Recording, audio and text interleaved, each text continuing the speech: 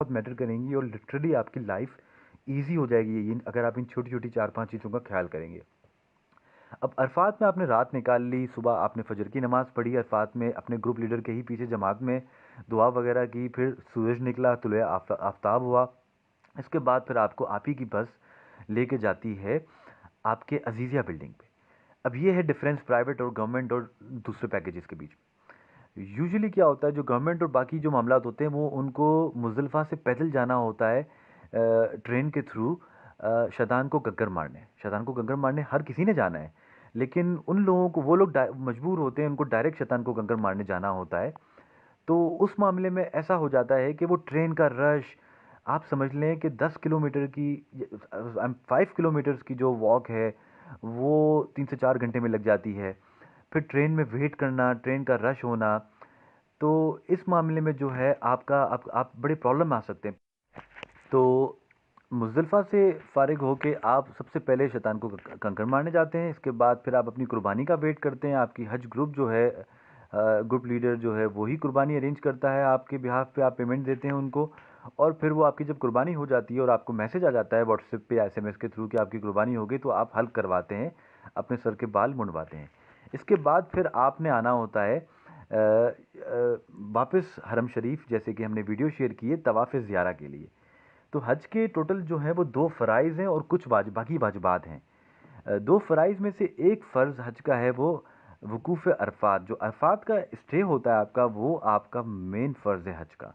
और दूसरा हज का आपका फ़र्ज़ है तवाफ़ ज़ियारा, जो मैंने आपको सीरीज़ में बताया कि मुज़दलिफ़ा के बाद आपने शैतान को कंकड़ मारने जाना होता है। इसके बाद आपने अपने बाल कटवाने होते हैं और इसके बाद फिर आपने इसके बाद आपने कुर्बानी करनी होती है, उसके बाद आपने अपने बाल कटवाने होते हैं और बाल कटवाने के बाद आपका एहराम उतर जाता है, आप घर के कपड़ों में आ जाते हैं और फिर आपने यहाँ आना होता है हरम शरीफ तवाफ़ ज़ियारा करने के लिए। तवाफ़ ज़ियारा की भी हम आपको टिप देंगे कि कैसे और कब सूटेबल होती है, लेकिन हम बात कर रहे थे मुज़दलिफ़ा के बाद जो आपका शैतान को कंकड़ मारने का सिलसिला है, उसमें प्राइवेट जो है हज, अगर अच्छी कंपनी की हज है तो वो क्या है कि उनकी अज़ीज़िया की बिल्डिंग करीब होती है, तो सीधा आपको मुज़दलिफ़ा से बस लेके चली जाती है अज़ीज़िया बिल्डिंग की तरफ।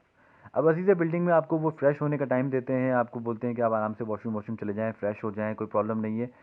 फिर वहाँ से वॉकिंग डिस्टेंस पर शटल चलती है और वो शटल आपको लेके जाती है शैतान को कंकड़ मारने के लिए जमरात। तो वो आपके लिए इतना वॉकिंग हो जाता है और इतना ईज़ी हो जाता है कि आपको प्रॉब्लम ही नहीं होती है।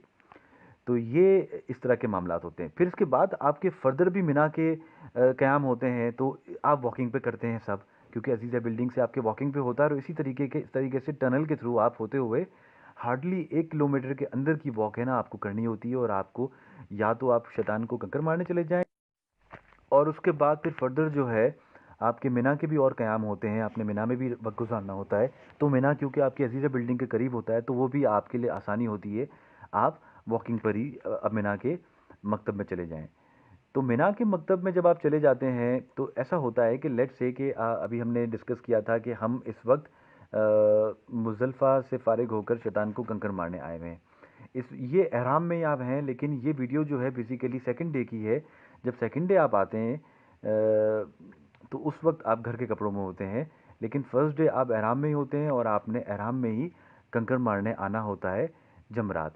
ये आपकी अज़ीज़िया बिल्डिंग के करीब ही है, अगर अज़ीज़िया बिल्डिंग के करीब नहीं है तो फिर एनीथिंग कुड बी पॉसिबल। आपका मिना से आप मिना से आपको मुज़दलिफ़ा से फिर आप मिना जाते हैं एक्चुअली।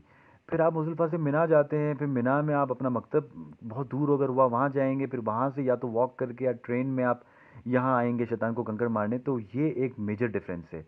और अच्छी कंपनी जो है वो उसमें चांसेस ये होते हैं कि आपको अज़ीज़िया बिल्डिंग से ही करीब जो है ना ये पड़ता है, यहीं आप वहीं से वॉक करके शटल के थ्रू ही आप इस ब्रिज पे आ जाते हैं। आपको शटल बस ही आपको इस ब्रिज पे उतारती है, इस ब्रिज से आप आते हैं और आप यहाँ पर शैतान को कंकड़ मारने आते हैं। तो पहले दिन जो है आप शैतान को कंकड़ इस तरह मारते हैं कि टोटल 3 शैतान हैं, छोटा शैतान, दरमियाना और बड़ा शैतान। तो जो बड़ा शैतान है सिर्फ़ उसी को ही कंकड़ मारनी होती है पहले दिन और एहराम में ही आप होते हैं और आप शैतान को कंकड़ मार के निकल जाते हैं। इस दिन कोई दुआ करने का नहीं होता। अगले जो 2 दिन होते हैं जिसमें आप शैतान को कंकड़ मारते हैं, उसमें आप तीनों शैतानों को कंकड़ मारते हैं और फिर आपने दुआ करनी होती है कि किबले की तरफ मुँह करके पहले शैतान को कंकड़ मार के और दूसरे शैतान को कंकड़ मार के। ये जो हमने देखा कि लेफ़्ट पर अज़ीज़िया बिल्डिंग का रास्ता था और स्ट्रेट रास्ता था मिना की तरफ का। तो वो जो स्ट्रेट का रास्ता था शैतान को कंकर मार के, ये सब बेसिकली जा रहे हैं अपने मिना के मकतब शैतान को कंकर मार के। लेकिन हम बेसिकली जा रहे हैं हमारी अज़ीज़िया बिल्डिंग की तरफ, तो लेफ़्ट पर। जैसे कि अभी हमने देखा कि लेफ़्ट पे हम मुड़ गए थे। तो लेफ़्ट पे जाने का फ़ायदा ये हुआ कि आपकी अज़ीज़िया बिल्डिंग करीब है, आप अज़ीज़िया बिल्डिंग जाएँगे और अज़ीज़िया बिल्डिंग में जाके आप अपनी कुर्बानी का वेट करेंगे। जब तक आपकी कुर्बानी नहीं हो रही, आप बिल्डिंग में बैठेंगे, आप आप नमाज़ पढ़ लेंगे, खाना खाएँगे आप, और खाना वाना खाने के बाद, आपकी कुर्बानी होने के बाद आप अपना हल्क करवाएँगे, अपने सर के बाल मुड़वाएँगे और फिर आप जो है अपने कपड़े वगैरह चेंज करके घर के कपड़ों में आकर आपका ये मामला हो गया क्लियर। इसके बाद फिर आपका ये होता है कि आपने तवाफ़ ज़ियारा करनी होती है और आपने मिना में रात भी क़याम करनी होती है। मिना में यूजुअली ये होता है कि आपका मिना का मकतब अगर करीब है तो आप पूरा दिन रहें मिना में, कोई इशू नहीं है। अगर वॉशरूम की फैसिलिटी सब ओके है, कोई प्रॉब्लम नहीं है और एज़ सच रश वाली चीज़ नहीं है, तो आप बिल्कुल सेकंड डे भी मिना में रहें और आपने थर्ड डे भी मिना मिना में रहना है। तो ये इस तरह का मामला है। और अगर मिना आपके अज़ीज़िया बिल्डिंग के करीब है तो आप इसी तरह इस ब्रिज के थ्रू, टनल के थ्रू पास तकरीबन 1 किलोमीटर की वॉक करते हुए आप अपने मिना के मकतब आ सकते हैं। और दूसरा मिना का जो मैंडेटरी कहेंगे या जो मोस्ट रिकमेंडेड जो रिक्वायरमेंट है वो ये है कि आप मिना में रात 10 बजे से लेके सुबह फजर तक आप मिना में क़याम करें।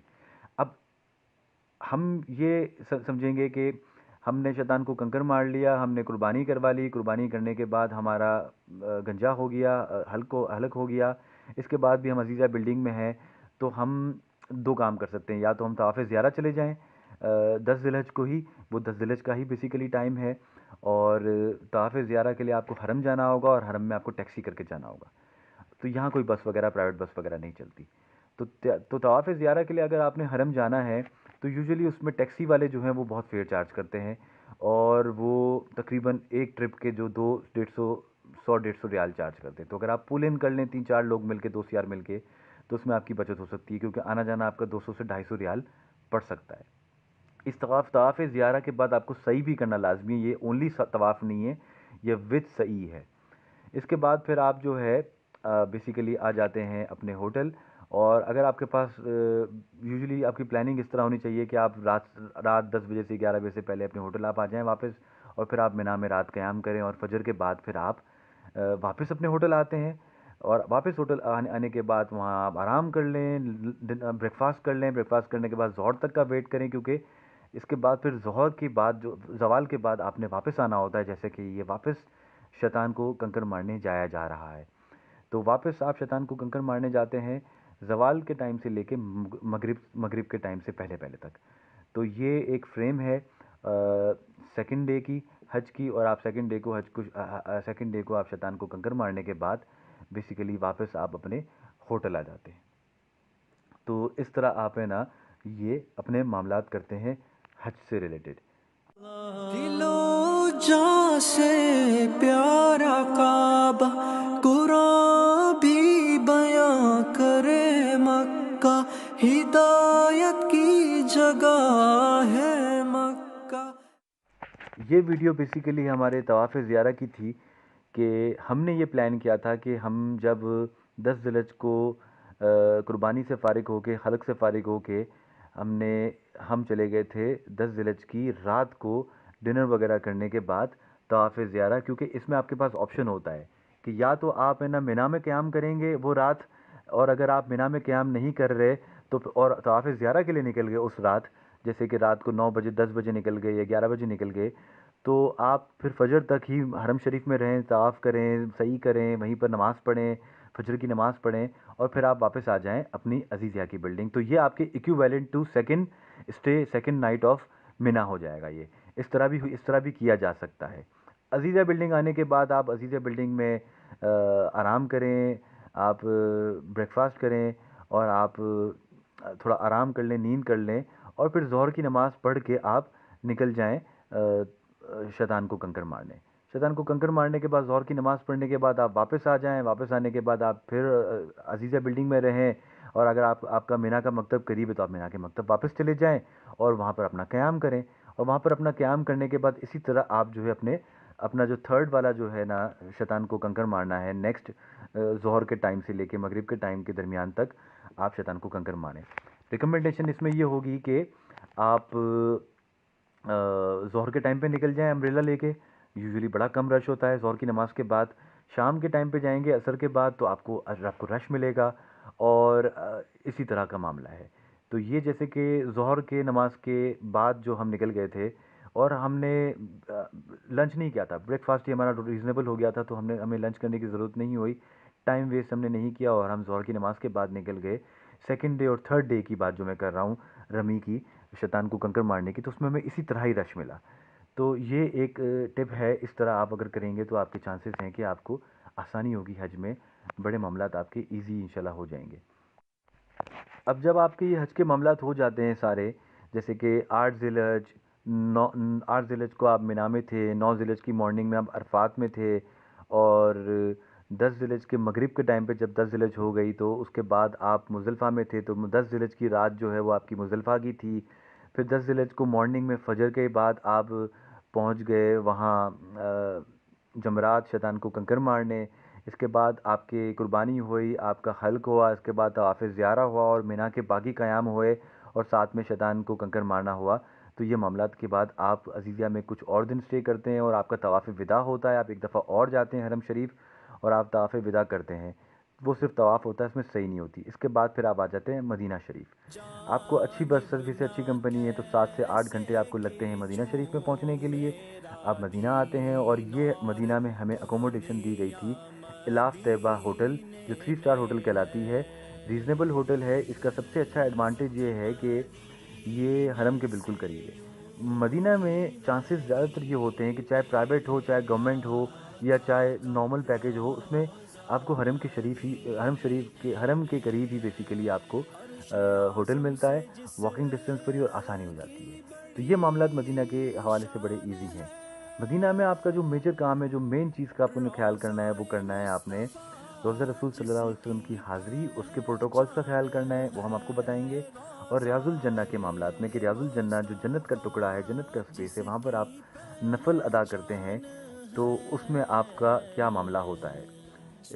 तो रियाजुल जन्ना के बारे में हम आपको बताते हैं, और ये बेसिकली अकोमोडेशन है। और मदीना शरीफ में डिफरेंट स्टार्स की होटल होती है, 4 स्टार, 5 स्टार, तो वो आपके पैकेज के ऊपर डिपेंड करती है। और ये बिल्कुल हरम के साथ ही होती है। इस तरीके का बेसिकली एंट्रेंस होता है, हरम के गेट्स होते हैं। और कोशिश करें कि नमाज से तकरीबन 1 डेढ़ घंटा पहले जाएं, तो आपको नमाज करीब मिलेगी। जुम्मे के दिन की नमाज का ये वक्त था। हमारी कोशिश थी कि हम करीब से करीब आएँ, तो हम रोज़ा रसूल सल्लल्लाहु अलैहि वसल्लम की जाली जो है, ये जो गेट है, इसके सामने हमें मौका मिला था नमाज़ पढ़ने का, तो वो भी इतना पहले आकर। और मदीना शरीफ की सबसे खूबसूरत बात जो ये है कि आपके पास टाइम बड़ा ज़बरदस्त होता है और सुकून हो। जैसे इशा की नमाज के बाद ये एक खूबसूरत सुनहरा वक्त होता है दुरूद शरीफ पढ़ने का, कसरत से। कि इशा की नमाज के बाद आप कारपेट पे इस तरह बैठ गए और आपने जो है बैठकर दुरूद शरीफ और दुरूद शरीफ ही पढ़ा। आपको सवाब भी मिलेगा, आपकी बरकतें होंगी, ज़िंदगी में रौनकें होंगी, और दुआएं आप करें तो इंशाल्लाह इसमें आपके लिए बहुत अच्छा और आसान होगा। रोज़ा रसूल सल्लल्लाहु अलैहि वसल्लम की जो प्रोटोकॉल है, उसका ख्याल आपने इस तरह करना है कि आपने दुरूद शरीफ ही पढ़नी है कसरत से। आप सल्लल्लाहु अलैहि वसल्लम की जाली मुबारक पे आपने सलाम पेश करना है। हज़रत अबू बकर रज़ी अल्लाह ताला अन्हु, हज़रत उमर रज़ी अल्लाह ताला अन्हु की जाली पे सलाम पेश करना है। और उसका जो यहाँ आने का जो एंट्रेंस है, एंट्रेंस इन लोगों ने थोड़ा सा इसका लंबा घुमा के किया हुआ है। अभी जैसे हम आपको इसकी तरफ लेके जाएंगे, ये कवर करके कि किस तरह बेसिकली रश को कंट्रोल करने के लिए गेट नंबर 1 जो है, ये सामने जो गेट नंबर 1 है, यहाँ से एंट्रेंस नहीं होता। गेट नंबर 1 के सीधे हाथ से घूमकर गुंबद के साथ से ही आपको घुमा के ले जाया जाता है, और घुमा कर ले जाकर आपको एंट्रेंस की तरफ ले जाया जाता है। और अगर आप रियाजुल जन्ना जाना चाहते हैं, तो रियाजुल जन्ना में आपको क्या ख्याल करना है कि आपका जो ग्रुप लीडर है, आप जिस हज कंपनी के साथ आएँ, वो रियाजुल जन्ना की एंट्री की परमिशन लेते हैं। अब इस तरह नहीं है कि रियाजुल जन्ना कोई भी चले जाए, किसी भी वक्त चले जाए। लेकिन रोज़ा रसूल सल्लल्लाहु अलैहि वसल्लम की जो हाज़िरी है, इसमें नमाज के बाद ही बेसिकली, जैसे आपको बताया, अभी दिखाया था मैंने कि क्यों लगती है, गुंबद के साइड से, जैसे गुंबद के बिल्कुल सीधे हाथ की तरफ से क्यू लगती है, और वो आप क्यू के थ्रू उसमें अंदर जाके सलामी हाज़िरी पेश कर सकते हैं, दुरूद शरीफ कर सकते पढ़ सकते हैं। बिल्कुल प्रोटोकॉल का ख्याल करें, दुरूद शरीफ पढ़ें और कोई ऐसा काम ना करें कि जिसमें कोई बेअदबी हो या कोई डिसरिस्पेक्ट वाली चीज़ हो। और रियाजुल जन्ना में फिर आपने ये करना होता है कि आपका जो ग्रुप लीडर है वो बेसिकली टाइम स्लॉट बुक करता है।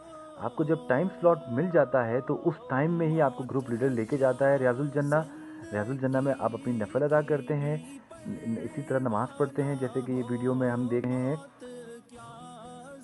रियाजुल जन्ना के साथ आप, ये एक स्पेस होती है, पूरी कोशिश करें धक्कम धक्की भागम भागी ना करें, और वहीं से ही वो आपको वहाँ के जो सिक्योरिटी पर्सनल हैं वो आपको स्पेस खोल के देते हैं कि आप रोज़ा रसूल सल्लल्लाहु अलैहि वसल्लम के पास से गुजरते हुए बाहर जाएंगे, सलामी पेश करते हुए, दुरूद शरीफ पढ़ते हुए, और इस तरह आपकी मदीना शरीफ की जो हाज़िरी है वो सुनहरी और अच्छे तरीके से हो सकती है। मदीना शरीफ में आपका स्टे होगा, क़याम होगा, आप खजूर की परचेजिंग करेंगे, शॉपिंग वगैरह करेंगे, और इसके बाद आपकी रवानगी हो जाएगी होटल की तरफ, एयरपोर्ट की तरफ। और आपने ख्याल करना है कि आपकी जो आपका रिटर्न है, वापसी आपकी जो है वो मदीना एयरपोर्ट से ही हो। बड़ी आसानी इसमें हो जाती है। इसमें मामला चेकआउट जो हैं इसमें, और सिक्योरिटी प्रोसेसेस हैं, बहुत स्मूथ और बहुत आसान है इसमें, और चीज़ें इसमें बहुत अच्छी हैं। तो मैं उम्मीद करता हूँ कि काफ़ी हद तक मैंने कोशिश की होगी कि आपकी इसमें रहनुमाई हो सके। अल्लाह हम सबको हज की और उम्रा की सादत अता फरमाए। जज़ाकल्लाह। दिल के हर गोशे से आवाज आए काबा, या अल्लाह या अल्लाह या अल्लाह या अल्लाह या अल्लाह, प्यारा मक्का है अल्लाह, या अल्लाह या अल्लाह, प्यारा मक्का है अल्लाह।